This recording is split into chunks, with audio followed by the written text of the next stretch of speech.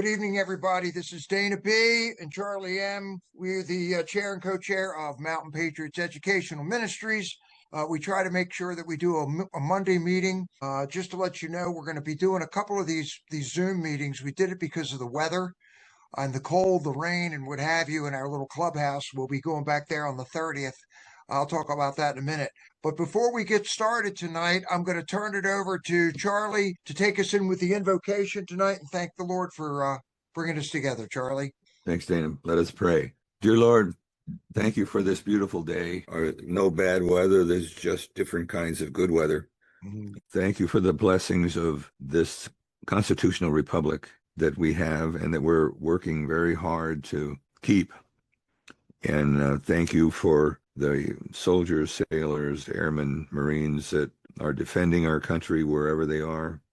And please put your arms of protection, President and him, and those in the government that are all for and have taken the oath and following the oath of office and believe in this country. Believe in this country as we believe in you. And we thank you so much for your son and your forgiveness. And Jesus, please help us to learn some things, to share some things, to get smarter and to get more committed. Jesus, in your name we pray. Amen. Amen. Yeah, we're going to cover a little bit tonight about what we learned as far as the constitutional republic is concerned, and I think you guys will be pretty impressed. Before we get started, you'll see my flag if you guys will join me for the Pledge of Allegiance. I forgot to do it last week because I'm used to having a flag in front of me. I pledge allegiance to the flag of the United States of America and to the republic for which it stands, one nation, under God, indivisible, with liberty and justice for all. Amen. Thanks, guys. We're not going to sing the national anthem. We wait for Scott to do that in person. He leads a great national anthem, and we actually had a 4 or 5 part harmony there for a while. People will start piling in, but I'm going to start off with our Mountain Patriots Educational Ministry credo and mission statement. This is the Mountain Patriots Educational Ministry, our purpose. Mountain Patriots is a group of USA-loving, constitutional, conservative American citizens dedicated in saving, serving, and preserving our county, state, and country. We believe that we are endowed by our Creator with certain unalienable rights of life, liberty, and the pursuit of happiness, and we are bound by those beliefs. Our credo: we assist with support, safety, and security of our neighbors in Frederick County and abroad. Our mission is to build a caring, freedom-loving, compassionate cadre of citizens with patriotic and positive attitudes and a willingness to share their time, effort, and sacred honor. Our vision: we, the Mountain Patriots, are committed to be patriotic and peaceful examples of we the people. We operate within the moral principles of the United States Constitution, the Declaration of Independence, and the Bill of Rights as derived by the biblical worldview of our founders, and do so in our community and communities across the Commonwealth of Virginia and the country. Our aim is to take back and prepare Virginia for we the people.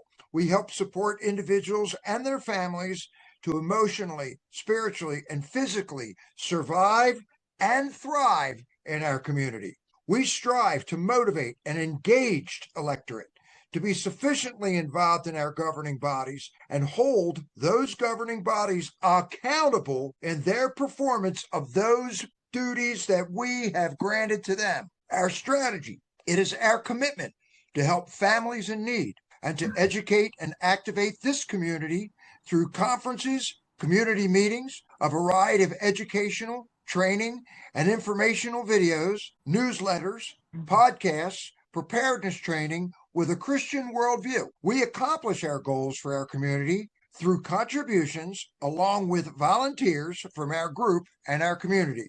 Our guiding principles: we will be vigilant, we will be trustworthy, we will be prepared, we will be reverent, we will be respectful, we will be kind, and most of all, as Mountain Patriots, we will be nice. Nice. So if you're new here, if you haven't been here before, there are 7 ministries. I just had our mission The Seven Mountain Patriots ministries are number one, first and foremost, is educational. We can't know where we're going unless we have the education to get there. We want to make sure our children have the same. Our spiritual ministry, that's our guiding principles. We also have our Constitution ministry, which we will talk about tonight. Our civil defense ministry, our preparedness ministry, our community ministry, our health ministry. And we also have prayer groups and so forth to make sure that things go pretty well. So I'm going to hit you off and I'll get this thing started. I'm hoping, is Rodney on here yet? Rodney? All right, because Rodney's going to take us through. He may be on a meeting still. Rodney is the 6th district election integrity guy. He is phenomenal. And I'm going to hit him up real quick and let him know he's got to be on. Okay, get on, Rodney. Zoom, he's got it. Okay, but he does a phenomenal election integrity. And if you guys are paying attention to anything that's going on in Fulton County, Maricopa County, and other places in the United States right now, you'll notice that there's a lot being done under Executive Order 13848. Let me tell you a little bit about 13848 while I'm on it. There's there's a lot of executive orders, but there are three big ones, major ones that Trump signed that really help us out. The first one is 13818. That has a lot to do with the child trafficking, the child abuse, things that are happening to people and children. That brings you into Epstein Island. That brings you into eugenics, all of the things that are happening there. 48, and I'll stop there tonight. We'll cover 9-2 at another time. 13848 is election integrity, and that's making sure that the ballots are correct, that we're not being cheated, that the machines work. I was listening to the other day, and I don't know how many people know this, but I was listening the other day, and I think it was Sunday night, to Dr. David Young. And he's been following this for years. Most of us didn't know a lot of this stuff was actually happening until COVID hit us. But he was talking about Mike Lindell, and we go back a little bit further than the Mike Lindell and the elections. We started in 2015 when Trump came down the elevator. But he was talking about he has a whole computer system that has to be, what's the word I'm looking for? Calibrated. Wow, man, it is. Seriously, we need the rain, but I just wish it wouldn't come all at once. You're getting it too. We're getting it too. I'm telling you, man. If I disappear, Charlie will take over. Okay. But the calibration of his machines, he has all these computers and so forth, and he had somebody say, well, you know, I and this has nothing to do with elections, but it gives you a viewpoint. He says, I need you in here in the next 3 weeks. And somebody said, wow, I can't make it in there. And Dr. Young's like, wait a second. Everything has to be calibrated every year. I got 3 weeks to do this. You cannot throw me off. It will throw everything off that's possibly happening. So he had all his machines calibrated. Now, here's the funny part. Well, it's not so funny. Trump took a pause from 2021 to 2025. We call it the pause because he's 46. He's 45 through 47, not 45 and 47. But they were talking about the election dominion machines and all the voting machines not being calibrated back to 2017. So what does that tell you? Nothing is working correctly. They weren't supposed to be hooked to the internet, none of that stuff. And now we're starting to see, I'm going to tell you now, Katie Hobbs is going to end up losing. And I do want your input from people that are on this call tonight. So if you guys know any more than we do, and you're seeing something that we don't know about, we want to hear it. But what's going to happen? What is seriously going to happen if, and I'll say it like this, what's going to happen to the country when they find out that Obama was not a citizen of America and was voted in, he was installed as the president? What's going to happen to Katie Hobbs? What's going to happen to Arizona? What's going to happen to all those people? Why are they holding up right now on the SAVE Act? You'll notice that Trump just changed gears to the Save America Act. He has the right under Executive Order 13848. If there's any interference, foreign interference, any cheating or anything like that, he can write an executive order that takes over the voting. And that way we have the one-day voting, the citizen, the paper ballots, and everything else. However, it would create a whole bunch of stuff. Charlie will talk about this a little bit later about what we learned today in our Constitution class. Ooh, Wayne was on that too. The stuff we're going to tell you tonight is pretty wild. But there's so much that has to imagine if we can get this thing, when we get the SAVE Act, the Save America Act through Congress and the Senate, and then he writes an executive order, okay, that goes with it for one-day voting, citizens only. How many people do we have right now that aren't citizens of the United States? They don't care. And we talked today about every citizen. We talked about anchor babies. We talked about birthright citizenship, where it is in the Constitution. You have to be here 5 years, 25 years old, 5 years, or 30 years old, 7 years, and how those kids are not anchor babies to bring people in here. But you have to be a citizen, and literally you have to take an oath, just like the military does, an oath to the Constitution of the United States of America, and you cannot break that oath. But I'll leave that for a little bit more for Charlie. So where does this lead us? We need, right now we're looking at the redistricting, on what's going on with redistricting. Rodney's going to hit on that, but we need help, guys. No matter where you are in the state or in the country. I know that there's some people there's a couple people on here that may be from New York or Nebraska or Florida or Texas. Okay. So if no matter what happens, you've got to work your polls. Here in Virginia, we need people that are willing to be out at the registrar's office. I think Rodney will give us an update. There was at least 1,000 people as of Friday that did that. Next, we got Save Act, Save American Act. Look at Fulton County and others. We need folks at the school boards. I'm going to leave that up to Scott because he's going to fill you in on what they really want to teach our children. And from what we also learned today, talking to a scholar literally on the Constitution, but myself and Charlie and Wayne were literally blown away, and we have it recorded. So once it gets sent to me, if you want a copy of the recording that we did on that, we'll be glad to send it to you. Next, vigilance. Muslims were never supposed to be in America. I'm going to tell you that now. It does not go with anything that is American. And originally, when they did this Constitution, it covered Catholics, it covered Italians, and it kind of melded into your freedom of religion. But we only have one God. And we do need to make sure that people are paying attention. We have somebody that's very, very plugged into Central Intelligence when it comes to, what's the word I'm looking for? Threats, okay, all around the country. I don't know if he's on here tonight. I hope he is, but I think he got called out on a job tonight. He does speeches all over the country on this. Our buddy Joe, who's a mountain patriot. His thing is, watch out for sleeper cells. And I am going to share this with you. He said, Dana, please make sure you share this. This is what he said. Sorry, guys, I just got in from doing a church assessment on the shores of Maryland. All, keep in mind that Ramadan ends and Eid al-Fitr begins during Easter weekend.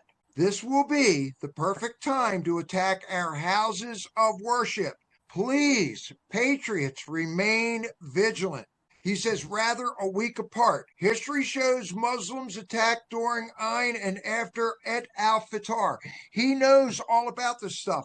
He says, watch your churches, watch your schools, watch your hospitals, watch your soft targets, watch people in your Walmart, in your Target. Okay, I heard they took out, I think it was James that put it up the other day. The only thing they don't have Walmarts in Iran anymore. They think they just have Targets. Okay, which I'm sorry.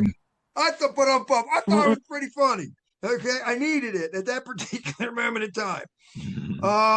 So he said, make sure you watch out for lone wolves. There's a lot of stuff with Iran. A lot of this stuff, guys, that we're watching is a movie. Trump knows pretty much where most of the big things are. All right.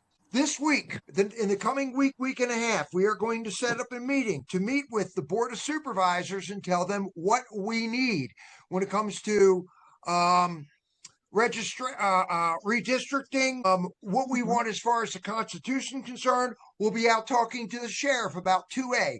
Carl's already talked to the sheriffs. We have a lot of sheriffs that are stepping up right now saying, hey guys, we're behind the Constitution. We're a sanctuary county, and we're not messing with anything that Scam Burglar says. Then we've got the police department that we have to talk to. There was a big meeting, 2A in Richmond. I may have Carl tell you a little bit about this when we have some free time coming up, because he was down there. We got a chance to talk to the president of Virginia Citizens Defense League. We did a podcast on Philip Van Cleve. The guy was excellent, guys. If you haven't watched the podcasts that we're putting out there, take a half an hour, 45 minutes. I'm not bragging, but there's a lot of really good information in there that people don't talk about on the news. Next, city elders started in Oklahoma. City elders, they work with the churches, they work with voting, they work with making sure that they have constitutional people in office. They support candidates and so forth.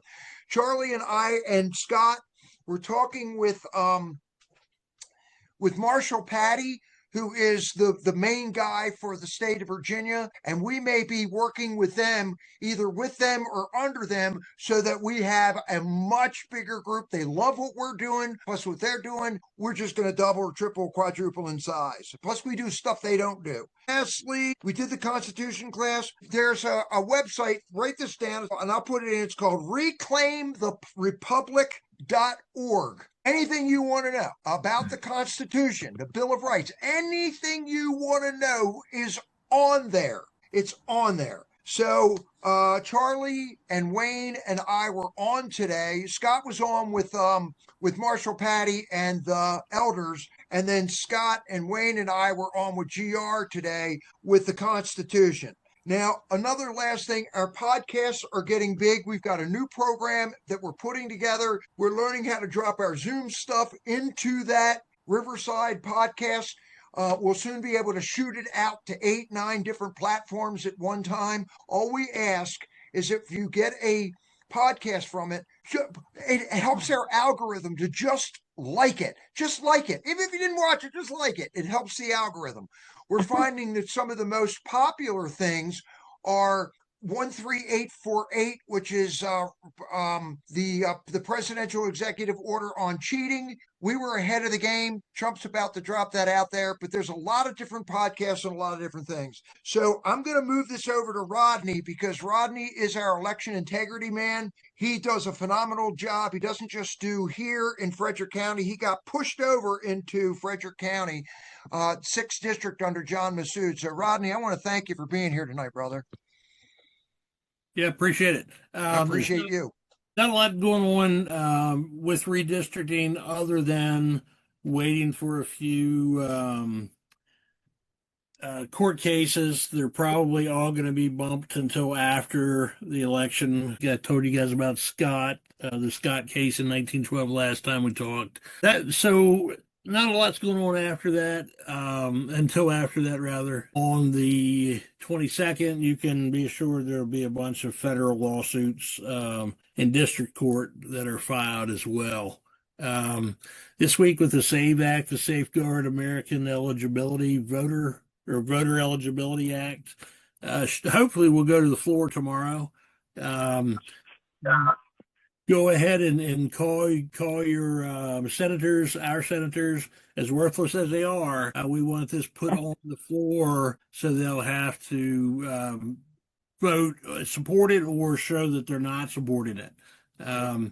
Warner, that'll put him in the hot seat coming up for his new Senate race. So not a lot going on with the redistricting, but the SAVE Act, you guys should be raising hell with that as well. I will. Dana, did I give you the link to the poll watcher trainings? If you did, I put one out by Clarabelle Wheeler. Yeah. I put that out on the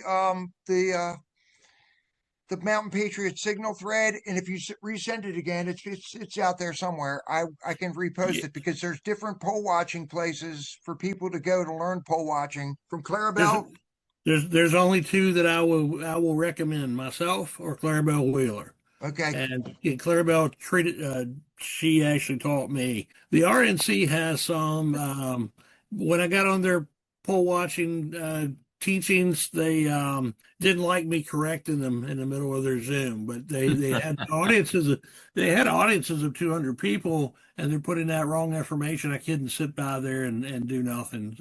But I was on a Zoom this morning where I chewed the RNC's representatives asked pretty good today about mail-in balloting. Right. For some reason, it is being put out again for people to get on the permanent mail-in ballot list. That is absolute bullshit. Do not do it. I know Wayne, we had talked a little last time, but I looked at the numbers again, and the numbers are showing that if you get on that permanent eligibility, you're increasing your odds of not being able to vote because somebody's going to snag your vote for you. Wow. Yeah. All right. Any questions? I know I got on here. I do have a quick question, Rodney. Yeah. How many people at last count had voted so far in Frederick County at the registrar? I think it's been running. It should be around 2,000. I didn't check on Friday, but it's been running a little over 400 a day. So, what would you recommend? What would you recommend, Rodney? What's the best time for some of us to be out there? Do we have flyers or pamphlets or anything that we give out there? Because what we would say is, look, folks, we want to make sure that things are balanced, both Republican and Democrat. If you vote yes, you're tilting to one side or the other. So we want to try to keep things in the middle. Is that probably the greatest way to put it? Because people are going to ask you, why am I voting yes or why am I voting no? Well, yeah. First of all, I say no, vote no, absolutely, and because you have right now you have an almost mirrored reflection of the representation. So you get a 6-5, and that's about that's about what the percentage was in the last election with Harris and Biden as well. Right. So they want to change it to 10-1, and that's pure BS. That's not a reflection of Virginia politics. You will see it's really funny. I was laughing when I recorded this. I'm sure a lot of you have seen it. The commercial that has Obama on there lying his ass off as usual. Oh God. Have you seen that? Oh yeah, I've seen it. Yes. He's saying, no, leave it, leave the politicians out of it and let the people do it. But this is absolutely the politicians doing it. So you want a reflection of the voters, and you don't want them to, and again, they're not putting out that they can change it anytime any other state redistricts up to 2030, October 2030. So, this temporary thing is absolute BS. I think there was somebody else who had a question. Who else has a question for Rodney? Oh, I had a question. A couple of people have told me don't vote early, vote on April 21st, because that gives Democrats a chance to somehow screw up the votes. Oh, and that's what Mark and I were talking a little, or Wayne and I were talking about the last time I was on here, and that's incorrect. It's like I said earlier. We looked at the numbers again. I was on a Zoom with Cleta Mitchell and stuff, and the numbers do not show that. The numbers show that you should vote in person as soon as possible, early voting. So if you could have voted in person on day one, that's when you should have voted. Okay. Who is questions? Who was that I was just talking to? That's Luann. Hi, Luann. Yeah, Wayne. Hey, Wayne, go ahead. Yeah, this is just a comment. The other day we got a postcard in the mail. It was actually addressed to my daughter who lives up in Brooklyn. And I don't know why she's not registered as a Democrat, but it was from the Democrat side. And it was a printout about encouraging to vote yes. And what Rodney just shared, they use the word friendly, and I forget the lady's name because she put a personal note on it too. So they're sending out, encouraging postcards to the citizenry here in Frederick County, and that's one of their tactics. And they're using the word temporary and fairness in it. So just so you're aware of that, people are getting things in the mail from the opposition to the vote that way. Yeah, they also have billboards with President Trump, and they're misquoting them underneath, and it says, it has a little quote of President Trump, and then it says "vote yes," and you know damn well it's not. That's not the case. Hey, Rodney, let me ask you a question because I saw that. I think it was in Page County. Did they go red or blue? Which way do they lean? Page County is red. Okay, because if I was a Democrat and I saw President Trump says yes, I would do the opposite. Because it's kind of what they do, Well, hopefully that's because we know Democrats, they are as their logo is. They're jackasses, so let them do what they do. But we need to be informed and do what's right. We're trying, man. Hey, Rodney, how many people do we have people that are out there during the day working the registrar's office? There have been a few people, but not much. I'll get you to get in touch with Daniel Davies or vice versa. And we'll get that handled. Yeah, he works. He does the outside thing, and actually Jim Vogt is going to be handling the scheduling for the poll watchers. I'll do a training if necessary, but I get the whole 6th district now to take care of. I love it. Carl, you had a question. Yeah, hi, Rod, it's Carl. So, do you know if we're going to start door knocking or phone banking anytime soon? Derek is supposed to send out a email to see what the who's interested in actually doing phone banking. I thought it would be fun, but generally, historically, if you do a phone banking, there's about 6 people that show up at best. So I think it'd still be fun to rent a room. I mean, it's only $100 for the bingo hall and some pizza. I mean, 3 or 4 hours of phone banking. I'm good with that. Hell, I'll pay the $100 for the hall, but that's Derek's call. Okay. Do you have his information, his contact information? I emailed him about it this morning. Oh, okay, appreciate it, Dan. I don't have his phone number, but I emailed him about this morning. I was just curious to see if you would say anything because he hasn't gotten back to me yet. Send Derek's info. You'll have it by the end of this meeting. Sounds good. Any quick questions before Rodney goes to his next meeting? All right. Rodney, thanks, brother. Yeah, brother. Take care. As always, love you, man. All right. Next, we got Scott. We had a big conversation about what's going on as far as the schools are concerned. A lot of the stuff is ticking us off when it comes to J6. So I'll let Scott kind of fill you in on what's going on with the schools, and not just here, but what you're going to see all over the state. Scott? I'll just go over the bills. I don't know which ones have passed and where they're at this moment. I haven't had time to look at it. And I brought these up before. HB 355 will require mental health screenings for every public student in grades 6 through 12. What does that really mean, Scott? What does that mean? It means every year they're going to ask your little crumb catcher how they're feeling, and I'm sure it's going to have something to do with how your parents treat you. I'm sure it's going to be slanted towards LGBTQ, I guarantee you. But it is also an unfunded mandate, and if you know anything about Frederick County, we don't have any money. From what I understand, when the school board, of course I voted against it, sent their budget request, they asked for the whole $18.5 million. And from what I understand, they're only going to get like $9.5 million from the county. So that should tell you how much money we have and we don't have. But again, unfunded mandates. So they're telling us what we got to do and not giving us the money to do it. HB 38 requires every school board to adopt a policy mandating at least one mental health awareness training for all full-time teachers and other designated staffs, again, forcing teachers to go through more training. HB 495 expands mental health training requirements to include school bus drivers in addition to teachers and other designated staff. Yeah, I don't know about you, but I want my school bus driver to be driving the bus. Not worrying about doing mental health screenings on students. HB 614, if passed, directs the Virginia Board of Education to rewrite history and social sciences standards of learning, so they affirm the perspectives of historically marginalized groups across standards, textbooks, teacher training, and SOL assessments. And what is a marginalized group? LGBTQ, African American, Indians, those kinds of things. So I don't know about you, but I don't need to know the LGBTQ perspective on the bombing of Hiroshima. It makes no difference to me.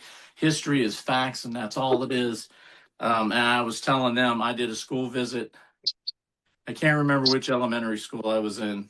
The other day. I think it was Stonewall Elementary School, if I'm not mistaken. But I was in one of the classes, and I don't remember if it was fourth grade or fifth grade, and the teacher they were getting ready to take a test, and she had the timeline of Virginia history written on the board from like the beginning through whenever. And the first three things on the timeline was slavery, slavery, slavery. And when I got out in the hallway, I looked at the superintendent and the principal and said, "You can't tell me that slavery is the only thing that happened in the first couple hundred years of Virginia." I said, "That is not, well, you don't know what the curriculum is. You don't know what," I said, "I don't care.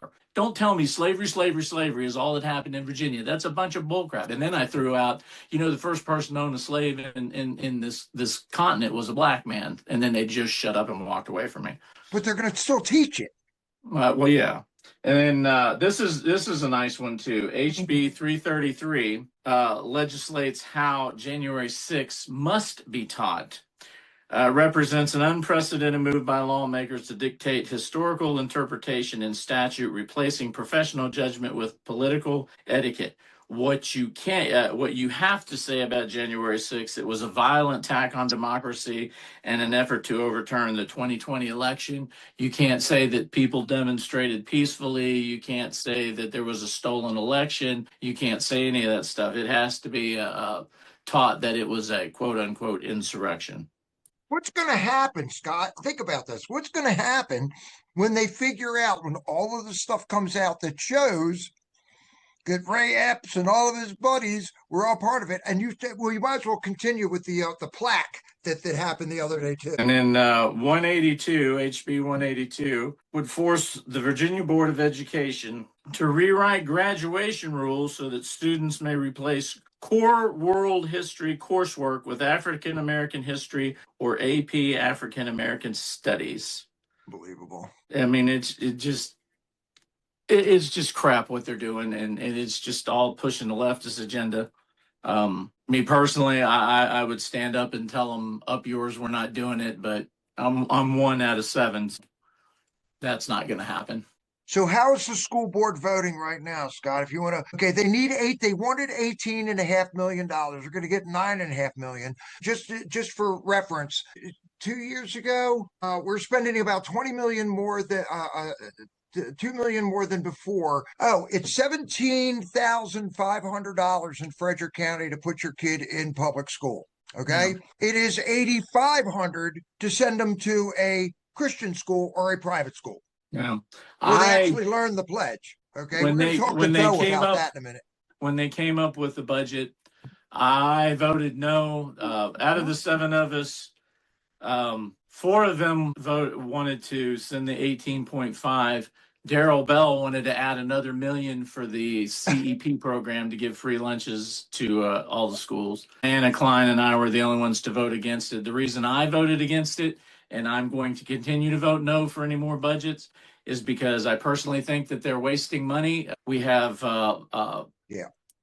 assistant superintendents and administrators there and I didn't know they were doing this. They were putting in their contract that they're giving them a county vehicle. These people are making generous 6-figure salaries, 200,000 salaries. And one of them's driving back and forth to Loudoun County every day on our dime. And I think that is a huge waste of our taxpayer dollars. And I refuse to vote for any more money things. They waste money on food constantly.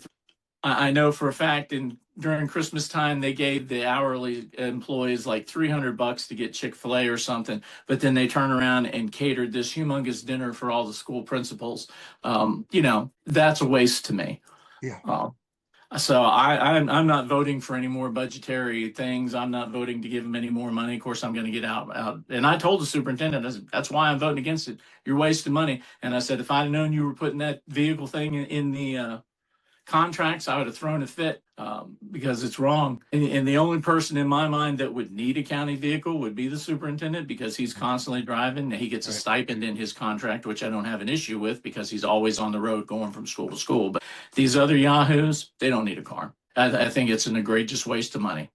I'm going to add something I heard the other night, because I was doing some school study as well, because I've looked at budgets. I've looked at what we spent all the way back from 2019 to 2019 to 2026. And what they were talking about is cutting back. If they needed 109, this school board, I can't remember which one, needed 109 new students, 109 new people.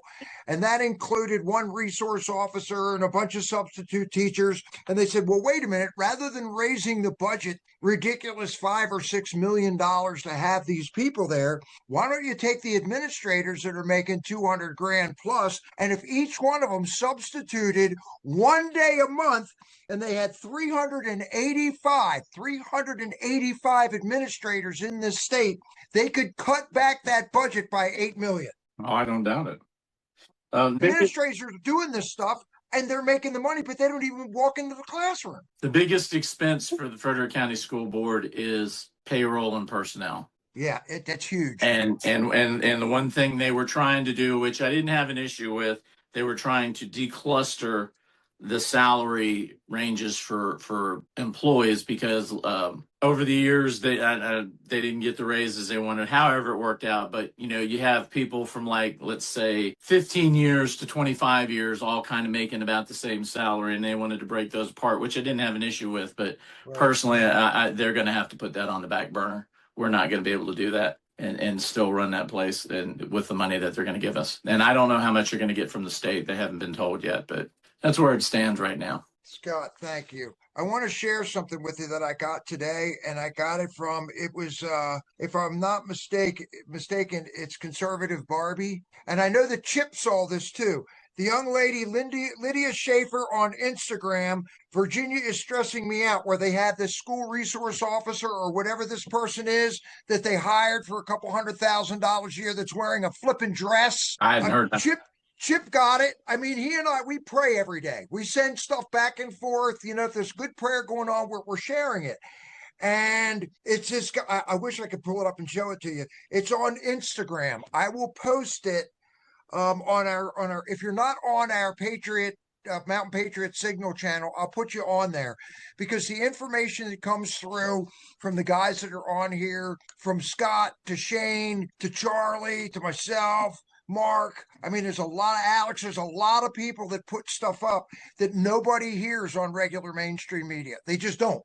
They don't, which keeps us pretty plugged in. I will tell you some good news, though. When I was I was at Apple Pie Ridge last week, and of course, everybody knows about the teacher who was hired a couple years ago that dressed in ladies' clothing and all that stuff. And so I went in there specifically looking to see where this guy, and as I went through his classroom, he was wearing gender appropriate clothing. He'd cut all his hair off, and he had a serious 5 o'clock shadow. So maybe he's turned a corner. I don't know. That was good news as far as I was concerned. We got to say a prayer for him, man. That's all I can tell you. Scott, thank you, man. It's an excellent update. Just know this isn't only happening in Frederick County, and we're one of the more tightly run counties that are out there. So I'm going to turn this over to Charlie, because he's got a lot to cover with us, and I'll throw a couple things in. But Charlie, take it away. Okay, thanks, Dana. Some big stuff. As a reminder, as always, contribute your dues as much as you can. And if you can't, contribute your labor. Or even if you can, contribute your labor, your time and your energy and knowledge. So I keep reminding everybody of that. The first thing I want to mention is the data centers. What I did was went to the Board of Supervisors with my write-up, my summary write-up. I think I might have read it to you last Monday, but I wanted to mention that I was intending to go there and talk for my 3 minutes. I got there. I was all prepared with a handout and everything, and I intended on handing it out in advance. Then I signed up, and then the lady told me or confirmed. I thought it was going to be at the beginning of the meeting. And it isn't. It was at the very end of the meeting with the public comment for those things that are not on the agenda. It's just the opposite of the Planning Commission, where we do that up front. And I realized I didn't want to sit through that whole thing. Sorry, that's just that's where I was at that moment. Worked out better. So I was there 30 minutes early. So I took that opportunity to go and I managed to talk to 5 out of the 7 supervisors. Just going up to the front of the room, they're at their chair and I'm at the other side of their dais, the desk. And so I just went quickly through with 1 or 2 at a time, all the things that we want. And the idea that I tried to push was, we want data centers to be good neighbors. And to be a good neighbor, you've got to be respectful, unobtrusive, quiet, and no adverse impact on the surroundings and the people. In other words, we don't want one. And also, if you follow these things that we're suggesting, that you could get the voters to be happy with data centers. And how do you do that? You put them out of sight, underground, and that's the biggest pushback that we get, is underground. So I'm telling them every chance I get, and I may be repeating myself tonight to you, but it bears repeating. It has to be over and over and over again until we get this to happen. Is you preserve the view shed, the nature and ambience of the valley. Noise is partially mitigated by being underground, but they can also muffle it coming out from underground, which they should do. And as far as noise goes, what we're requesting in our ordinances is 45 dB at the edge of the property, and that's 10 less than what some of the people do. Some of the ordinances in other counties are asking for. EMF, electromagnetic radiation signal, whatever, whether it's true or not, gets mitigated through the earth, so that there's less of that that we're exposed to, and by putting it underground, out of sight, that should satisfy most of what everybody else is concerned about. And what else they're concerned about is cooling. So we say no water for cooling. My car doesn't need water. Well, a little bit once in a while, but that's not the cooling mechanism. And energy, power, provide your own power, and don't force us to have new power lines and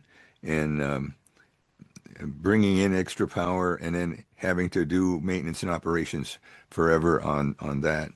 Site selection, I'm asking for 2,000 feet from occupied dwellings that are existing, and 400 feet for future dwellings.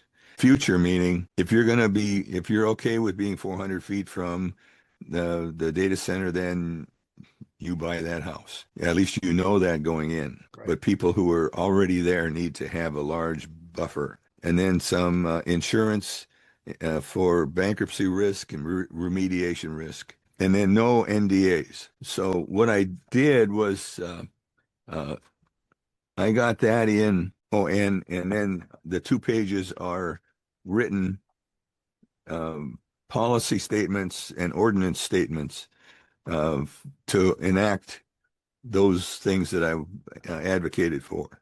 So I managed to get that in a short conversation. It was more than 3 minutes for each of them, but that's what Dana said. It turned out better.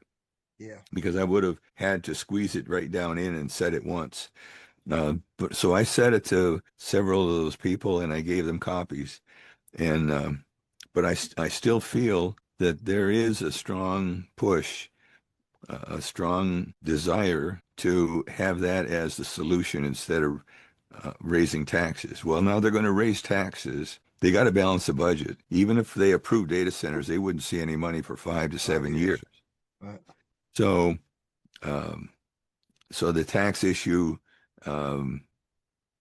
becomes a question of, well, then if data centers go in, will you reduce our taxes in 5 years when the money starts coming in? You know, that typically doesn't happen. They typically spend more. And they're going to tax them, Charlie. According to this General Assembly in Richmond, I mean, they're taxing them. So it's not as attractive for now for them to come here. Yeah. You know what I mean? So we may not have to worry about it at all. And it's obvious that they're interested in getting the money from them when their defense to me, and when I tell them that it's going to cost more to bury it, their defense is, well, then they won't come here. Right. And I said, duh. Just to share with you all real quick, I did change as of January 1 the depreciation schedule for its 762D, which is for data centers, computers and peripherals. So it's going to be in the paper. It should come out on Wednesday. Who's speaking right now? Out of curiosity. My apologies. This is Tanya. Hey, I thought it was you, Tanya. How you doing? Wonderful, wonderful. I want to make sure that you guys know that I did what I could. They are not raising the tax rate for data centers this year, but keep in mind, we only have one true data center. And I think that's something that definitely should be looked at possibly, because you look at some of the bordering localities, here is $4.15. We're $1.25. Well, maybe that's enough to convince them to bury it. There you go. There you go. So, it's just one of those other things that we need to just take a look at. I love your numbers, Tanya. Thank you. I do. I mean, you can always talk to Tanya about what's going on with the commissioner, what's going on with the taxes, what's happening, where they're short, where they're over. I mean, she's been phenomenal. And when she runs again, you're going to make sure that every one of these mountain patriots is out there campaigning for Miss Tanya. Wow. She's been fantastic. I appreciate all the support. Tanya, I've made quite a few hiccups, but those learning pains, but growing pains. But I've also discovered too that who truly works for the county, right. And who fills the just seat. More. So I just I appreciate, and that's the thing is we are a community that needs to work together. So therefore, people are not going to like everything I say and do. And that's across the board. I might not like everything that even the Mountain Patriot says and does. But when it comes to the bottom, our foundation, we need to make sure where our loyalties lie. And we need to put Jesus Christ first. Amen. Everything else comes second. Amen. So I appreciate y'all. Thank you. Love you, Tanya. Thank you. Tanya. Wayne, you have a comment. I know you have a question. Well, it is a comment. Thank you, Charlie, for the report. Yesterday, I subscribed to a magazine called Aviation Weekly. It's a technical report of what's going on in all aspects of the aviation industry. And this, in that latest issue, it had an article about Elon Musk, and we all know about this, but I'll bring it up again. They are serious of putting data centers in satellites. So this is not something to blink our eyes and say, well, it may or may not happen. Given his track record, that article, I didn't read it all. I just kind of glanced at it, but he's serious about putting it up in there in the atmosphere. I think he's even moving his satellites closer, so there's less latency, less lag time. So they would be even more amenable at that level to data centers. I've heard that about data centers in space too. Yeah, we're going to see a lot. We're going to see so much stuff coming. If you're watching just the war in Iran and the fact that they can hit the target the size of a pin, Yeah. I mean, come on, guys. There's a lot more to this. But Charlie, I want you to continue here because you did a really good job with that. But you and I had a phenomenal thing today talking about I want to cover a little bit about the Liberty Man and what we're doing, as well as what we did with the Constitution today. Yeah. This was big, guys. First, I want to hit Liberty Man. That was how I planned this. What we've told you before, we have this series that we've set up with Liberty Man. We recorded the first one, episode 1, this past Friday, and we're going to probably do 2 more episodes this week, and we have about 12 episodes planned with the episode title and the topics within that episode. And I got a call we did one last week. It was not Friday, it was Thursday. We did one last week. Larry called me this weekend and said, "Can we do 2 at a time?" I mean, here's 88 years old. He said, "Yeah, I think I can do 2 hours. I'm good for that." And so we're rescheduling things or speeding things up a little bit. He's unbelievable. I'm going to tell you now. He's unbelievable. You will appreciate this country. He's a master storyteller, and you feel with his wealth of knowledge, you could talk probably about the same 2 things in 2 episodes and end up with entirely different stories and entirely different information. So I just wanted you to know that Dana and I are as excited as Liberty Man is for coming up with this series as a launch to use you guys to help us go and give stories of other famous people of all walks of life, and maybe build something that's got a long-term value to it. Give an example real quick, Charlie. You were talking about the different characters. Liberty Man, Larry's talking about Daniel Morgan and the fact that he got shot, and he was fleeing away on his horse, and he got shot in the right side of his neck, and it came through the right side of his neck and through the cheek of his left side, and it knocked all of his teeth out. Okay, and he kept right on going, and he had problems with his back, and we would like to interview Daniel Morgan. Because all of this, if you think about it, we're on our 250th anniversary of the greatest country in the world. And I think this is the time to get people excited about who we are and what we are. And we're getting rid of all the people that don't give a crap about us. That's coming. It's all in the works. So this is a big deal. We want other people to be able to play along with us too. Yep. Okay, well, stay tuned. That's basically what we're all about. And we were talking also about, I know where you're going. Yeah, we listened to GR today, GR Mobley. Oh, GR, awesome. Yeah, he's awesome. And I told Dana afterwards that was a PhD class in Constitution. and Chip knows. Yeah. Oh yeah. And so we're so thrilled to be working on that. I have my own copy of the Virginia Constitution. Me too. And I had been going through it myself before today and found several things that were very interesting to me. But what he has done has gone way beyond that. I was lamenting that, I probably need to ask Grok to find things in here for me. And GR has already taken the document and set it up, indexed it, allowed you to do a search and then click on the search and see the paragraph and his strategy. Grok. He is Grok. That's right, GR. Yeah. He's Grok. I didn't think of that.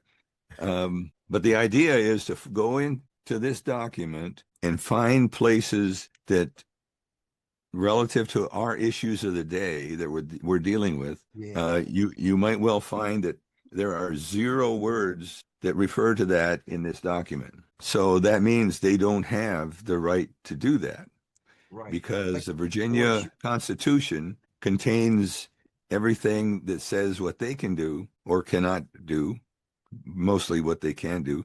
But if it's not in there, we, the people, are the ones that have that authority, that right, that responsibility.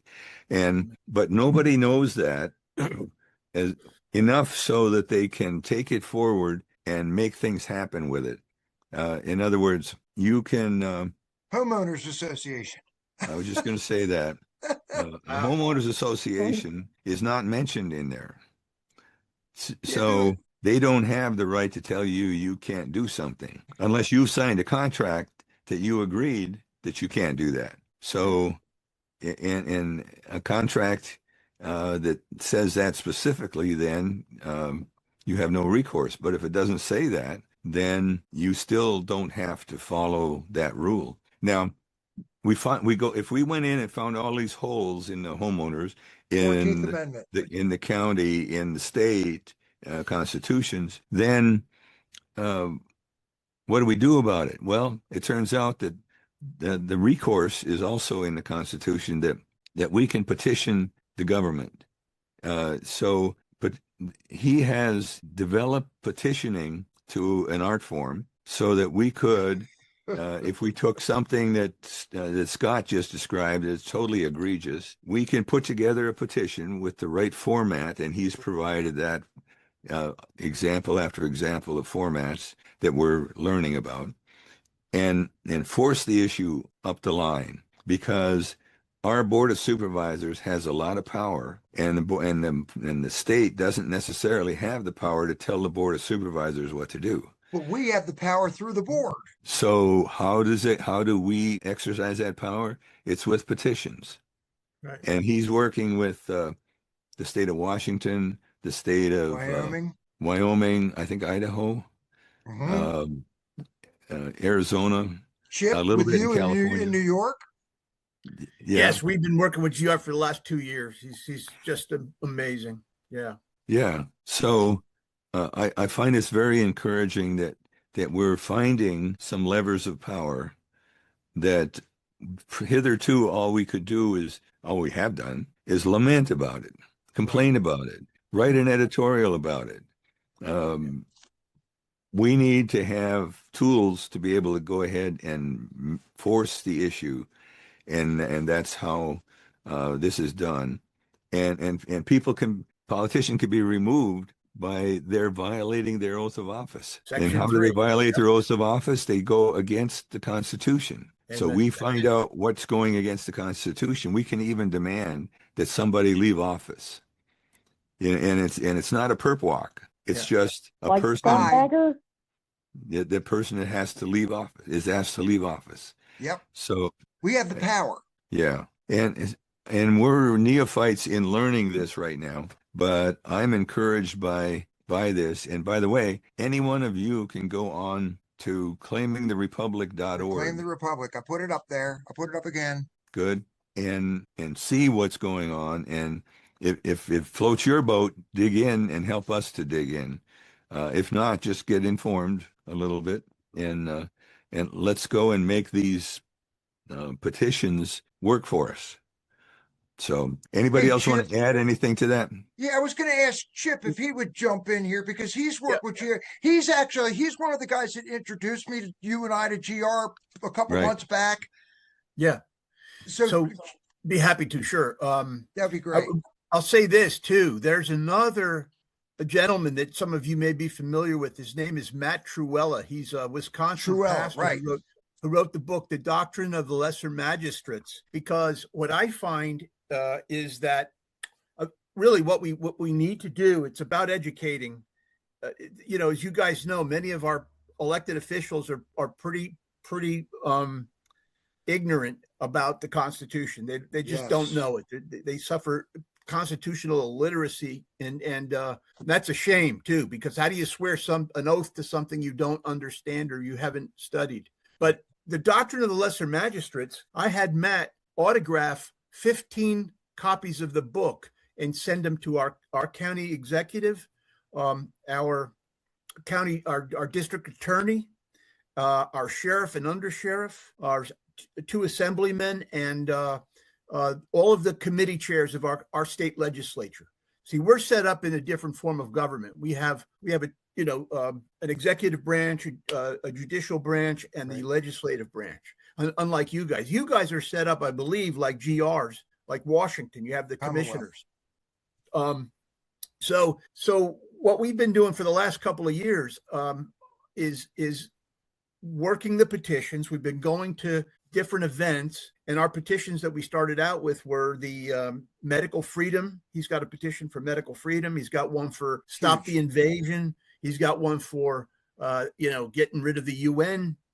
And at the very first event we did 2 years ago, our county sheriff signed all 4 petitions that we had at the table. So it really is, it's about educating people and having them understand. And then oftentimes, the lower magistrates, and the whole doctrine of the lesser magistrate is when a higher magistrate, let's say the governor, imposes or passes a law that goes against the law of nature or nature's God, then it is the obligation and duty of the lesser magistrates. So how many times will you hear the county commissioners go, oh, that came from above. We have nothing to do with that. No, they have the obligation and duty to interpose on behalf of you, their constituents. We didn't know that. Right. So the First Amendment petitions is a way to do it. But what we're going about right now in Orange County is we're trying to get our county government to form a constitutional review committee where they just conduct what GR calls an audit, a constitutional audit, and eventually get the surrounding counties to follow suit, where we would do what's referred to as a Republic review. Which, interestingly, when Trevor Loudon back when the medical tyranny first started in 21, he wrote an article in the Epoch Times, and he said the 8 ways to fight socialism, and I think number 6 was a Republic review. So anyway, that's what we're working on. It is the fix. It is the fix, but people need to know it. Does your county have a constitution now? No, that's definitely. I don't know many that do, because the framers kind of like GR says, man, we were going, great guns there for a while. We got the state constitution. I'm sure GR covered with you, right? We're the parent of the county. The county's the parent of the state, and the state is the parent of the federal government. Right. And we've allowed them to reverse that, so that the child has been dictating to the parent all these years now. But yeah, county constitutions, they stopped. They didn't get that done back then for whatever reason. Can we get it done now, do you think? Should we? Yeah, I think what GR believes is when you get enough counties in a state that are wanting to take back their control, then you would call a state convention and send delegates. Each county would send a delegate.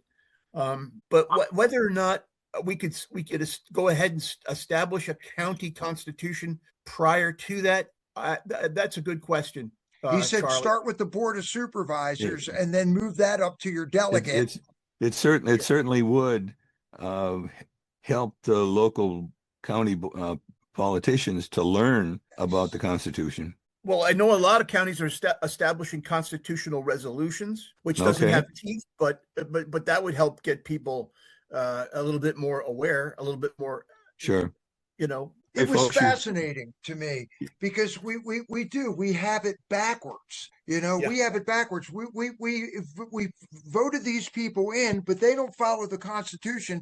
And what got me the most was today when we were talking about anchor babies and so forth, and he said, well, you got to realize that everybody that is part of the United States that runs for office or does anything has to. They take an oath. If you break that oath, that is literally treason.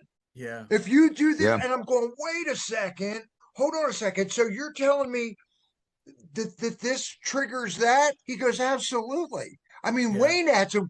Wayne, what was your question? You had an excellent question at the end today. Hold on, I wrote it down because I was fascinated with this, and I think we can get the board of supervisors. Why constitutions matter most. True Republican form of government and make a county constitution. Article 4, Section 4, protected from. I can't read my handwriting. I talked about, or I asked him, is there ever a case for civil disobedience? Like, let's say a judge is not acting right. Pull the judge. His oath. Can we just say, like, there was a sheriff in Nevada, I think, who's disregarding a judge's directive to let go a felon? I saw that. He said he's not going to be safe on the street, so he says, I'm not letting him go. So there's the point of the sheriff is standing up. Yeah. Can we do that in an act of civil disobedience? And he said, I think what he was saying is, if it's Constitution, you have to go through the addressing your grievances. But I don't know if he understood I was talking about something that was anti-Constitution. All I know is if there's, and we thought about, and then I'll move on to Gunny, because I want to come back to this and have everybody pitch in with this. But we did a think tank for the data centers. Okay, Mark helped out, Shelley helped out, Dan helped out. I mean, there was a group of us that helped out. I got so much information from Shelley and Mark, it was incredible. She still sends me stuff, which I love it. But anyway, here we are, and we're fighting this one-on-one with a data center. Okay, well, then we've got data center, then you've got casino and resort, then you got this taxation, then you got that taxation on top of this taxation, and then you got this fee for the Department of Transportation, and then you have this other thing over here for gold or silver or your quartz or your energy. And I'm going, wait a second, if we backed up and we actually did a think tank on what our Constitution actually is, it covers all the rest of them. We won't have to keep hitting the same thing. They all cover the same thing. Yeah, 100%. 100%. So we learn one way, 14th Amendment, and how to go through this. And it's almost, as GR put it, it's kind of like fill in the blank. You know, we have this grievance. This is what it is. Here's the problem. You can't use your judicial system to do this. And we don't like that. Cookie cutter. Cookie cutter. So we're beating each battle one-on-one and spinning our wheels. Why don't we just put it together and do our petitions? They actually stopped. It was one of the Dakotas. They actually stopped the politicians from putting in central bank digital currency using the petitions. You know that Trump did sign 14317 against digital currencies. I got it in here, but he's against it too. I was listening to Catherine Austin Fitts, and she was talking about CBDC. If you've never heard Catherine Austin Fitts, well, she's great. Yeah. She's phenomenal. She's absolutely phenomenal when it comes to money and what's going on in the Rothschilds and the central banks. Yeah. Chip, we got to talk about this. You and me and Woody and Charlie and Wayne, and we'll get Dan Best in here, and we'll put, if anybody else wants to help us research this and put a couple petitions together, I think it's the way to start from the bottom because it'll cover everything. Charlie, what do you think? I think I want to move on to just talk about Islam for just a little bit. Yep, let's do it because that's a big deal right now. Let me just say, I'm so thrilled you guys connected with GR today, and it sounds like it was a really good connection. I couldn't be more thrilled. That's wonderful. I found it heartening. Yeah. Okay. Anyway, we're seeing Islamic attacks all around the country. Not a lot of them. The media is famous for saying, "Well, it must be a lone wolf." Well, they're all going to be lone wolves. There's a wolf den that's whipping these guys up and arming them, helping them, and it's called Islam. Yep. And there's a lot of folks that are telling us, keep your head on a swivel, see something, say something. All of that is very true. I just wanted to go down and list the key points, what Islam is. And we need to all be able to make the argument with anybody who is saying, oh, Muslims are fine. Well, a lot of Muslims may be fine. A lot of Muslims are Christians. It's Islam. Yeah, that's right. So what Islam is their goal is world domination by Islam, Sharia law worldwide. And they have said these things. It's male domination, female submission. all females must submit to a Muslim man. Don't have your hijab off by a little bit. Right. And the jihad is for everybody to do something, whether it's violent or nonviolent, against those who are not Islamists. Right. And so that makes us all infidels and all targets. Jizya is what we are supposed to pay. We, the non-Muslims, are supposed to pay the Islam in order to live. Yeah. In order to be alive. Right. Yeah. And then taqiyya is lying in the furtherance of Islam. The Quran actually says you can lie to further Islam. So you have to keep that in mind when they say, well, I'm a peaceful Muslim. Well, yeah, until you find out maybe what you don't know about what Islam really is. And Muhammad talked about booty and bounty and being able to grab it and keep it. That's not Christianity. Right. And to speak against Islam is a death sentence. To leave Islam is a death sentence. And women are required to have full cover and to only produce males, children. That's their job. And women are also, if they have any infidelity, that's a death sentence. So, and they can marry somebody 9 years old. Yeah.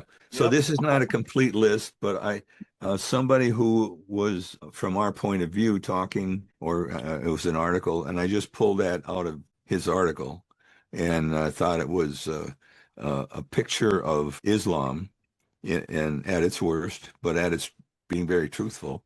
And then I hear the arguments of, well, did Jesus really exist? Well, yeah, he did.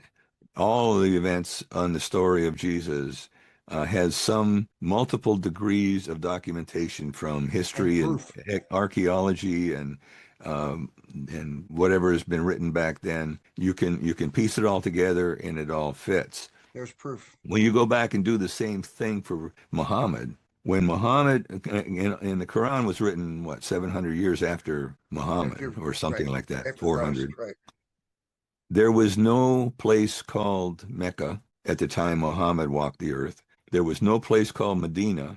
There is no evidence of Muhammad being back there in that time by written documents of anybody else. So Islam probably didn't even exist. Somebody made it up. And, I find that fascinating, but there's not much I can do with it. But and the point no country wants them. And no country wants them, right. So anyway, that's just a little primer on Islam, and just so we know what we're up against, and don't believe anything warm and fuzzy about Islam. No. There are two things incompatible with our Constitution, having talked about the Constitution. Right. One is Islam, the other is communism. Right. And socialism. Communism, socialism, Islam. Yeah. And they're becoming best buddies now. They are. Yeah. They are. Well, just all you have to do is look at Mom Donnie. I mean, you're sitting up in New York where you are, Chip, and they're all sitting around on their prayer mats, and you got the sheriffs now that are praying to Allah. I mean, you're like, what happened to these people? What happened? What happened to these people? Anyway, well, that's our open borders, our open arms, welcoming anybody, and the ones coming across the border that were in fact terrorists to begin with. So we've allowed this to happen ourselves. Now we need to take care of it. And it's fear. If you're paying attention, we've been pushed through. Everything that they do to us on television is all about fear. This is why I like when I listen to Trump. It's always about, whether you like him or hate him, the guy's always, it's all about America. It's all going to be great. It's make America great again. He's upbeat. He's ready to go. He's positive about it's not a fear thing. We're gonna win. We're gonna win. We're the Department of War. Everything is positive. These guys scare the living daylights out of you. Oh, you're going to get a shot. Oh, you're going to get a vaccine. Oh, this is going to kill you. I mean, they're all about fear. And a lot of people back off and go, well, I don't want to talk to that Muslim person or go against them or say anything to them because I'm afraid. Okay. I'm not afraid. I'm just not afraid. I'm not afraid. Political correctness. They've groomed us. The PCs, I've hated PC. They've groomed us. And they've taught our children. And they're doing it like Scott's talking about. They're doing it in school, just the J6 stuff and everything else. And it blows my mind where you can't have a Bible in school, yet they can get on their prayer mat and face to the east and that's okay in an American school. Now, we're not allowed to do that as Americans, but somebody can come over here and do something completely that we're not allowed to do. I have a problem with. So with that being said, keep your head focused on what's going on. All right. And what I want to do, Charlie, are you good with Muslim? Yep, I'm good. All right, because we're going to talk to Gunny and then we're going to open it up. I know we got Adam on here, Sue's on here, Shelly's here, Matt's here. A lot of people here, and I want to hear what you guys have and where we need to be heading with what's going on. We do have the opportunity to do some kind of, it's snowing here, guys. We got about a quarter of an inch of snow. Unbelievable. Nice. Seriously. But we have an opportunity to have a building on April 4th, but I don't think it behooves us to do that, to bring all the groups together. Just keep that in your mind. But Gunny's going to talk a little bit about how important it is for us to be able to communicate. It's huge. All yours, brother. All righty, good evening. I'm going to hit you on General Mobile Radio Service. That's GMRS. That is the radios we typically use for our communication. Use that band. I wanted to say that you're supposed to have a license to use it. It's a $35 fee typically, and it lasts for 10 years. After 10 years, you need to renew it. Family members can use your radio call sign as well. Just instead of Whiskey Romeo Mike Alpha 673, they would be Whiskey Romeo Mike Alpha 673 Unit 2, Unit 3. I can give you the website at the end of my little spiel here that you go to start your process to get you your FCC license, which will allow you to continue on to get your GMRS. You got to register to FCC and then you can go from there. It's easy. You have to do the same thing if you want to get a ham radio license. There's no test, right? No test for those. Not to get the license. You just need a license and you can have 10 people, 12 people on it. But to do ham radio, you have to pass and get your license there, and then they will issue that. But you still have to get your FCC. I can't think of the number anyway. It's a PIN number, for lack of a better way to explain it. Right. But I also want to discuss that the phonetic alphabet and point out the reasons we use it. My call signs are GMRS Whiskey Romeo Mike Alpha 673, and my ham is Kilo Oscar 4 Tango India Whiskey.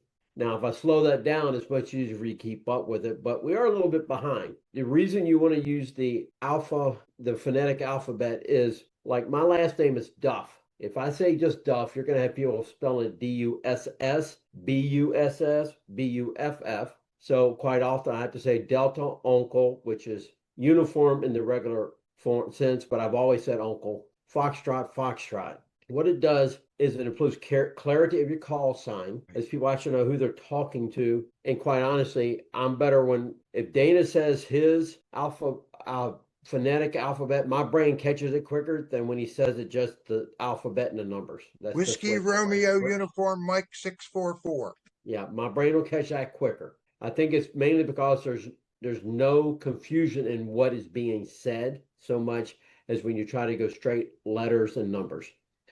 Right. But it will help avoid misunderstandings. It'll improve clarity of your call signs, as I just said. It works better in emergencies. When it's hitting the fan, you don't want to have to repeat yourself. You want people to understand what you're saying. So I highly recommend that you grab a hold of a copy of that. Go online and find it.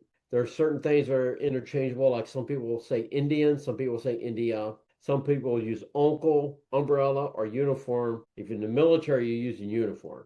And it also helps to standardize communication and avoid confusion when you're outside of an emergency situation. And it also avoids you from having to repeat yourself. Right. If you want, you write it down. I can give you the website to start your process for getting to your FCC license so you can go on and get your GMRS license. I can give you that right now if you're ready. Go for it. Go slow. I will. And I'll type it. Huh? I'll type it for you. Go ahead. Okay. HTTPS : you look at it and I'll part Dana. I got it. Forward slash. Oh, forward. Putting it in the chat for you too, guys. Okay.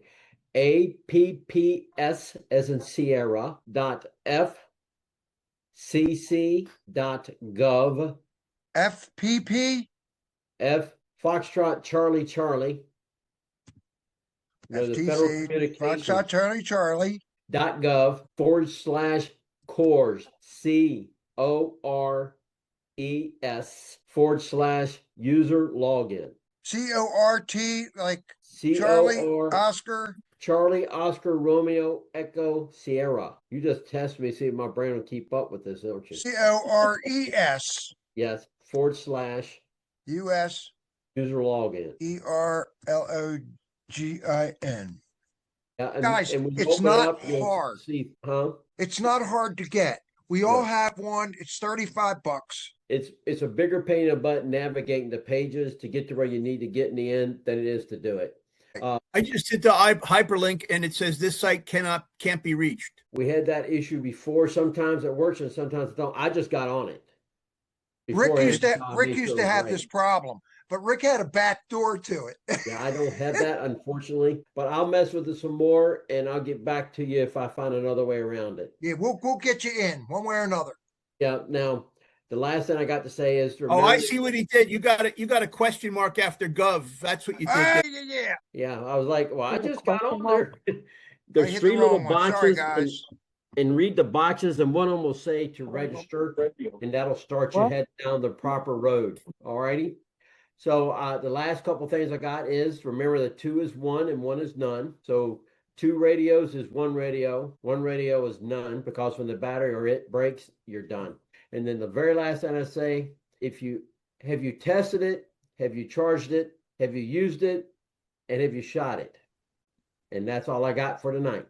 I'll share this. Wait a minute. Wait, I have a question. Luann, I was wondering, do you have a model number for these radios? UV, I'll put it up there. Now, most of us have what's called a Baofeng, BAOFENG, UV-82. Now, I have a UV-82 or a UV-5, and I just put those up. Most of them will work. They're only about $35, $40, $45. What Rick used to do is buy the radio for $40. He charged you $70, and people were like, why is it $70? Well, he programmed the daggone thing for you, and then he gave you the whole cheat sheet that went with it. Then he put it on an antenna that would snap on, So, and then we train with them. So when we do our in-person live meetings, which we've done up until this year, because this winter was so cold, we actually will train you how to turn it on, how to lock it, how to unlock it, all of that kind of stuff, so that you're able to use it. And then one of 4 of us will do a net on Tuesday night at 7:30 p.m. or Sunday night at 6 p.m. And then Gunny will call the net and he'll say, this is WRMA. And then his call sign, what is it, 3? You're 673. All right. Mark's 591, 525, 525. Doesn't but matter. I'm learning people's, but I can tell by the voice. But we call it out, and then everybody calls in. This is Whiskey Romeo Uniform Mike 644. Checking in, no traffic, and I have a comment. And then we go through the whole roster, and then we check them off. And then we keep track of all of this. And Usually we bounce between 15 and 22, 23 people on a net. The worst time to try to figure out how your radio works or to program it is when you need it. Right. So we're going to be doing a lot of training on this. So we don't need to look at a model. I would pick up a UV82. You can get it on Amazon. Okay. What we're going to try to do, and this, we're in a little bit of a hole because Rick used to have a direct way of getting them, but we're looking for somebody. If somebody knows somebody that can program radios and is willing to, we'll buy the radios. You just pay us back. We'll buy the radios. Somebody will program it. We'll charge $70 for it. We'll hand you this. We'll hand you the antenna. We'll show you how to use it, and you have everything that you need. Okay.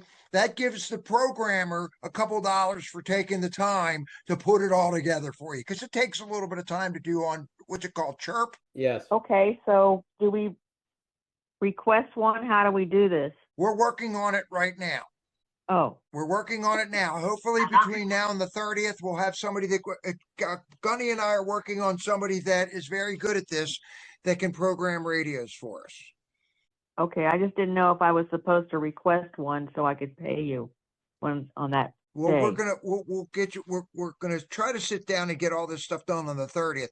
It's just been so many things, and not having one person that does 3 or 4 of these things, trying to fill in the blanks, and then we have to figure out if a radio is locked or unlocked. So there's a little bit that goes with it. But we wanted to bring this up so that in the next couple weeks, if you want a radio, we will try to make sure that it's done and programmed for you. Oh, okay. And how far? Where are you located? I'm in Clark and Berryville. So we can reach you. So our radios with just the GMRS signal, we have what's called a repeater. Okay, a radio by itself on MERS, M-U-R-S, can go about 2 miles. When we use the repeater, we can reach about 40 miles, sometimes 50 miles. Okay. So we're going to be doing some practicing with it. We're also going to be doing how to filter water, how to dig a trench, how to clean your food, how to have your own little prep stuff. We'll have prep stuff available on the 30th too, like a Patriot food supply type of thing. We'll show you what to get, and everybody should have, where is it? It's on the case. We have a red book right here because I was just reading it. It's called The Thinking Prepper. This book is $20. It is worth, just let me know. I'll send it out to you. Just pay the shipping for it. So you're figuring probably $23, $24. This was written by Rick Choi. Okay. It's called The Thinking Prepper. Covers, no matter where you go, take your book. That's why we always say it's in the book. Go ahead, Gunny. Yeah, just one thing. I got it. Yeah, when you start doing this, a lot of people, as they start, get really excited and they like to tell all the people what they're doing. You should keep it to yourself. You don't want to broadcast what you're doing. Right. Because if something happens, they know where to come looking. Right. Because a lot of people will think we're nuts. And I guess to a certain extent we are. But that's all right. When it hits the fan, if it hits the fan, I'm going to be the nutcase that's in my house, nice and in good shape with my family, vice the one that's trying to get into my house. So right. When you're doing stuff, prepping and all, you know, if you got some really tight friends, sure, why not bring them in on it? Then you can work together, come up with your own group, your own clan, however you want to put it. But mainly, I wouldn't talk nonchalantly at work about it and stuff like that, just because you don't want too many people knowing what you've got. And that's with everything. If you're buying silver, food, radios, all ammunition, right? You know, just keep it on down low. Don't tell. Don't get too excited about it because it sets you up. That's all. Well, this is going to be on YouTube, right? What is? Well, you usually put your. Oh yeah, we're gonna put this out here. What we're telling you though is whatever you get. See, Barbara and I, we have stuff, but there's a lot of stuff that isn't here. Okay, there's stuff that is another place and another place, because if somebody takes my stuff, I still have something somewhere else. You know? House burns down. If the house burns down, what do? Do I have money? Do I have ammo? Do I have something somewhere else? If I need to go from here to Chip's house, I'm going to have something with me that I can pick up on the way, because I don't expect him to be able to take care of me. If I'm going over to Charlie's house, I'm going to have something for Charlie. If Charlie's coming to my house, he's going to bring something with him. Okay, so and a lot of this stuff is in this book. the thinking prepper. Show up on the 30th. We're going to try to do something where we have chili or hot dogs or something like that, some food, 6:30, and then we'll start the meeting at 7, and we'll start going through this book. It is phenomenal. So if you're not a hands-on person, it will teach you what to do. Okay? Oh man, I misread. Well, I have the book. Hey, go read it. Have you read it? No. Okay, start at the beginning. There's a lot about radio. Okay. There's a lot about radios in here. There's a lot about what we're talking about. There's a lot about water filtration, keeping food, having spices, bug out bags. It's all in there. What did he say? Like the first chapter is on your brain. The first chapter is the most important because you have to have the mental mindset to be ready. Not to freak out. Don't freak out. Okay, it's gonna be okay. Just know where your stuff is and have a plan. If you had to get out of your house right now, are you ready to take your dogs and cats, and do you have a plan? Most people would go, "Oh my gosh, my house is on fire." Oh. Do we have a fire extinguisher? I don't know. Where is it? It's out in the car. We'll run out there by that time. I mean, you have to be thinking nowadays. So Right. So what I want to do is we covered pretty much. I want to open this up. Okay, Wayne's going to take us out tonight in about 10 minutes, 15 minutes, but I wanted to open this up on topics that you all are thinking about, whether it be prepping, whether it be insurgency, infiltration, FCRC, how do I join FCRC, how do I bang on doors, what is on your mind, or what ideas that you have that you want to share with the group? I know Adam's here. Okay. Just raise your hand. Yeah, here. I got.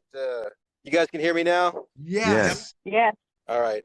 How you doing, Adam? Yeah, we've had a pretty wild week in J6. Obviously, you know that legislation is moving closer, and the plaque went up, and they're generally just kicking sand in our Cheerios over here. But privately, we've had some big wins underground that I'm happy to report back to you guys. So I don't know if you guys have been following this, but I kind of let you guys in on what was going on with J6 group chats getting infiltrated.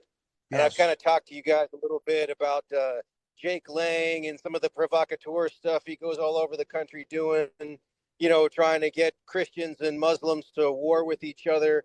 He'll go stir up the Muslims and he'll go stir up the Christians. And then, you know, he's Israeli. His family's IDF, but he's always there claiming to be a fake Christian, trying to, you know, just generally start conflicts and to make any J6 candidate look really bad, to go on stream drunk. So he is a bad apple. He's a bad apple. Right. And who is it? Who is this, guys? Who?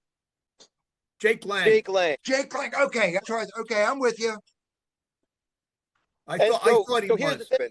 At the same time that we're kind of getting a black eye in the mainstream with the plaque and with them changing the laws to, you know, teach you we were all terrorists, infiltrator inside of our community is being rejected. So major influencers, Dan Bilzerian went up there and called him out for being an infiltrator for the Israelis. Nick Fuentes is up there calling him out for being an infiltrator. And a youth movement that's up to like 7 million views now just upon this issue. And so we have bad actors in J6 getting called out right and left from the inside. So regardless of what you might see on the mainstream news, there's a really, really a lot of interesting stuff happening on the inside. Cool. Good to hear. Now, didn't they just put up a plaque where the guy, was his name Valentine or Valenti or something like that? He was put up on a J6 plaque and he just got nailed for rape or some kind of crazy crap? Yeah, that's right. So without even the glue being dry on the plaque, they're already having major problems politically and with the people that the plaque is supposed to honor being criminals themselves. Amazing. Amazing. Adam, where's your, and then I'm going to go to Carl. When's your next podcast, and who are you down at Unscripted? Is 1600 Unscripted this Thursday? Yeah, we got a new episode coming out. I just came and finished with the meeting for Keep 9. It's a group that's trying to prevent court packing in the Supreme Court. Because as you guys know, what you're facing in gerrymandering, we are looking at in other branches of government as well, including packing the Supreme Court. so that we won't have the power to fight back against the NGOs. We won't have the power to fight back against CARE and HIAS and the people flooding us out with welfare state immigrants. Excellent. So this interview comes out what, Thursday? Yeah, we film on Thursday and then it comes out on Sunday. Awesome. When we get this, I will share it with you. Make sure that you jump on, watch what Adam's doing. He did one last week with Chris Worrell that was excellent. Okay. He's got great guests on there, guys. So help him out, like it, share it, put it out there. What are they trying to accomplish? What's the mission? What is their objective? They're going to pack the court. No, I'm saying the J6 Adams initiative, the J6 initiative. What's their? Okay, gotcha. What are they trying to get restitution for all this nonsense they were put through? Which I hope is what they're doing. Yeah. So one of the things that people don't know is that J6 was a test case. Most people don't know that there's 3 guys that were killed in DOJ custody just for political affiliation, people that were denied cancer treatment, people that were over radiated that forced them to die subsequently. And so this was a slow normalization of these gulag tactics where they can, for-profit prisons, use diesel therapy on you, drive you all over the country, violate your process rights, and ultimately deny you medical care and kill you. And because it was J6, these issues are swept under the rug. So what we're trying to do, I've been all over Congress with one-pagers, petitions, and we're trying to get, as Charlie pointed out one episode ago, a few episodes back for you guys, we need these county electors and county boards of commissioners to be the ones submitting these petitions. Individuals that can be ignored. But when you have these county commissions that are submitting these paperwork to Congress, it has to be recorded. And so we want them to know that the common people are trying to use things like jury nullification. The common people are starting to get fired up, just like your group civically. Yep. And we're not going to take this stuff lying down. You know, we can't let these due process violations and people getting murdered for their political evaluation go unanswered. We just can't. Amen. So Adam, that kind of would go along with our petitions and a redress of grievances, that we could literally go to the commissioners when we learn how to do this and start these petitions up for these J6ers, right? Right, exactly. And we're on the right. Okay. Yeah, exactly right, brother. Okay, I wanted to make sure, and I got to catch up with you this week. Carl, I know you were down at the 2A rally. You want to fill us in, brother? Yeah. Can you guys hear me? I can hear you. Okay, good. I'm in my car. I was going to say, first thing, that tornado they were talking about finally hit. I'm driving around Nova right now doing Uber Eats. I'm getting high winds and heavy rain, so it finally hit, I guess. Wow. Delayed. It's finally here. It's not the end of the world, but it is unpleasant. But okay, so Richmond. So so I went down there once. I can't remember the veteran who was injured. He had some facial injury. He got shot in combat. He was like the premier speaker, a keynote speaker. Right. It was good. It was solid. The guy from Virginia Beach was running it. I mean, we got like 1,000, 2,000 people there, but like I said, the thing that's disappointing is like so many bad things happened this session, and that's not enough for what we needed. You mentioned Philip Van Cleve. He talked about this at the rally. It's been true, just in general, that we have to show Richmond that we're not going to take these gun bills down. Because they literally just passed. They made it illegal for 18 to 20-year-olds to purchase any kind of firearm, and they also made it illegal for you to own buy a rifle after July 1st, 2026. And that's when all these restrictions are coming into play. Right. And the fact is 2,000 people is nowhere near enough to let the Richmond General Assembly that we're not happy about this. And that he's asked for all the next year, January 18th, Martin Luther King Day, that's the next lobby day, because we have to show Richmond that this is not okay, that this is awful, and we're pissed. Because if we don't, they're just going to keep doing it. They already passed, they passed 7 bills. Now, of course, the governor hasn't signed anything yet, but we can't just rely on Ambrose Spanberger's presidential ambition to determine whether or not a gun control bill gets passed. Right. Because she'll pass as much as she can. And basically whatever Don Scott, the House Speaker, tells her to pass. If he's going to be integral to her victory in 2028 or whatever it would happen. But, yeah, so that's the thing with it. I'm trying to think of anything else that came of it. I mean, it was nice. We got to have some. One of the guys that's running against Mark Warner was there. He's a veteran. He spoke. I appreciated that because at the very least, we got someone who's actually trying to get into office talking about it. The members of the Republican caucus were there. It was Dolores Oates, Karen Hamilton, and a couple of men. I don't remember their names, but it was like a small group of like 5 or 6 Republicans.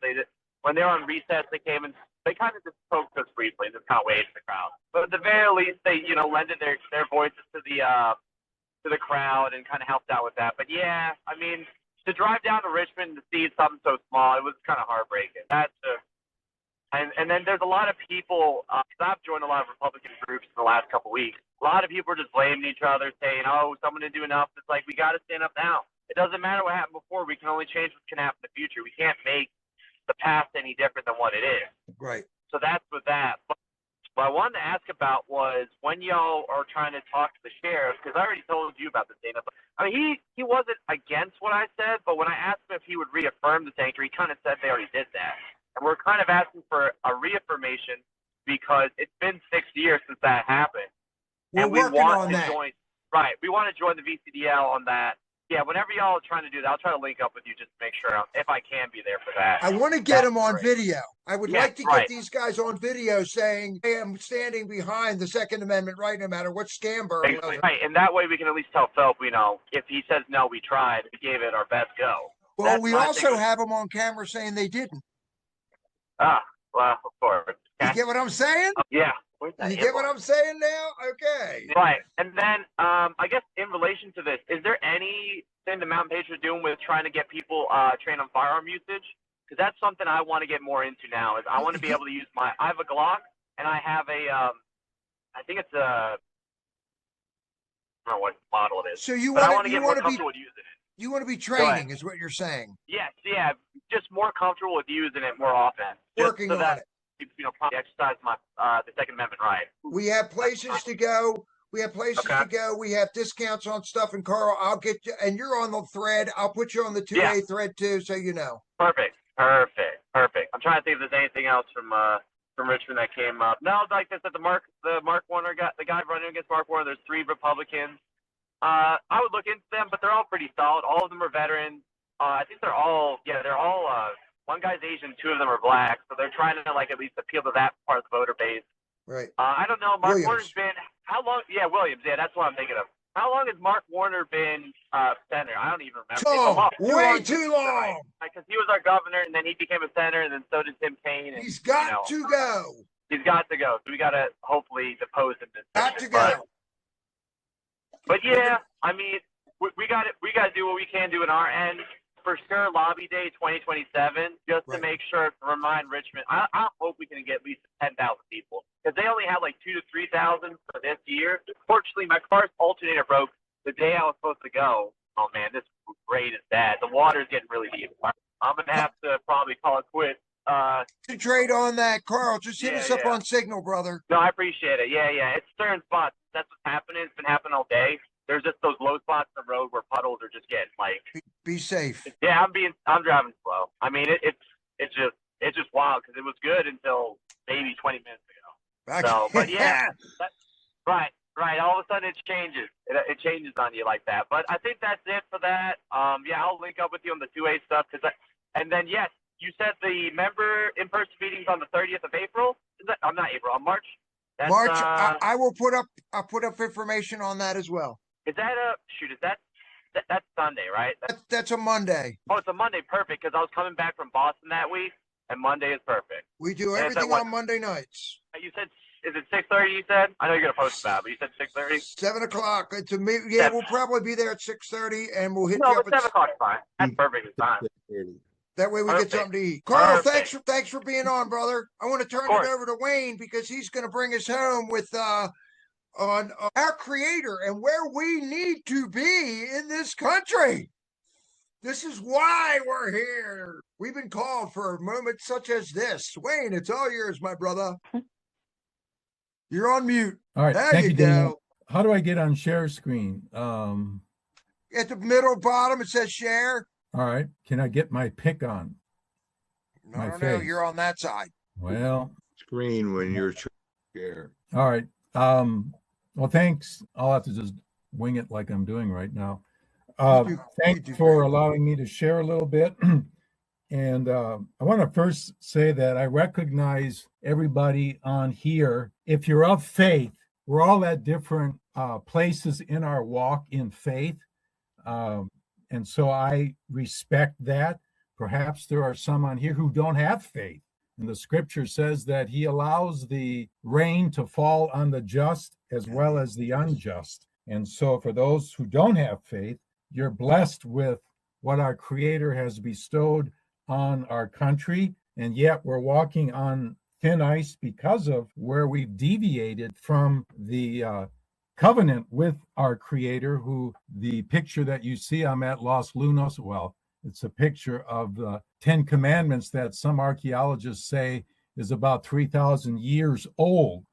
And this is show and tell tonight. I don't know if you'll be able to see this, but I've got another archaeological find. Can you see that? It looks like a rock. Yeah, this is a piece of brimstone in 2003 that I picked off the remains of Gomorrah in the land of Israel.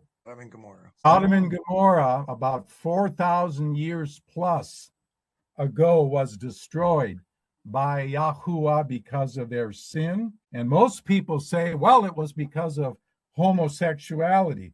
We get the word Sodom, of course, from sodomy. Well, that is true. But the scriptures, I'm going to read two scripture sections. One is in 2 Peter, and he basically declares that the remains, and it was a very sobering time for me to walk on what looked like rock formations in the distance, but it had angular shapes.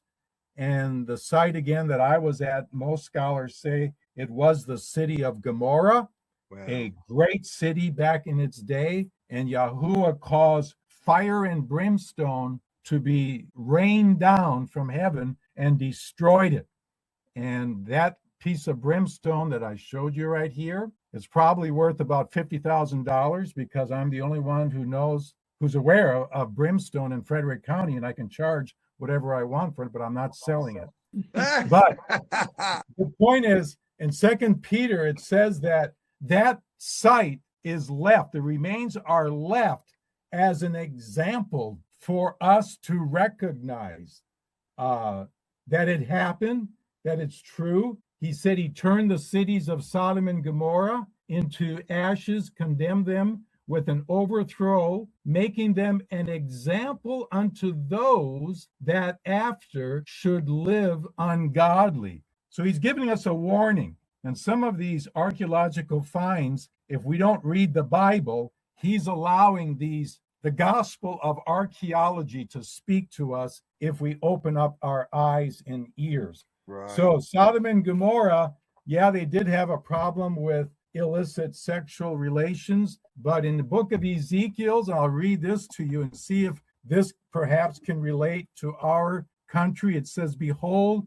chapter 16, verse 49, behold, this was the iniquity of your sister Sodom. And here he listed pride, fullness of bread. They had a lot of food and stuffed their bellies. They had an abundance of idleness, and neither did they strengthen the hand to help out the needy and the poor.